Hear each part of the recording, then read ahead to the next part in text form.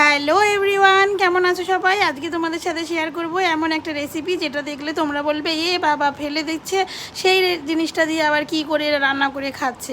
হ্যাঁ গো হ্যাঁ, পটল দিয়ে মাছ রান্না করেছিলাম, কাটাপোনা মাছ। তো পটলের খোসাগুলো কি করব, এত কচি কচি পটলগুলো ছিল, ফেলতে আর ইচ্ছে হলো না। সেটা দিয়েই ভাবলাম একটা বাটাপুটি করে নিই, আর সেটা দিয়ে এক থালা ভাত খেয়ে নিই। এটা দিয়ে তো আমি এক থালা ভাত খেয়েই নিতে পারি। তোমরা চাইলে রেসিপিটা ট্রাই করতে পারো, তোমরাও এক থালা ভাত খেয়ে নেবে। তার জন্য পটলের খোসাগুলোকে নিয়ে একটু রসুন আর কাঁচা লঙ্কা দিয়ে ভালো করে পেস্ট বানিয়ে নিয়েছি। তারপর কড়াইতে সর্ষের তেল দিয়ে তার মধ্যে কালো জিরে আর শুকনো লঙ্কা ফোড়ন দিয়ে নিলাম। তারপর সেই বাটাটাকে এই তেলের মধ্যে দিয়ে দিয়েছি। পরিমাণ মতো নুন আর একটু হলুদ গুঁড়ো দিয়ে নাড়াচাড়া করেই ব্যাস হয়ে গেল, একদম রেডি। এটা দিয়ে এক থালা ভাত খেতেই পারবে। আমি বলছি, আমার তো ভীষণ ভালো লাগে, তোমরাও ট্রাই করতে পারো। আর যদি না ইচ্ছা হয় তো না করো। ভিডিও ভালো লাগলে শুধু একটা লাইক কমেন্ট শেয়ার করে দিও, আর অবশ্যই সাবস্ক্রাইব করে পাশে থেকে। রাধে রাধে, হরে।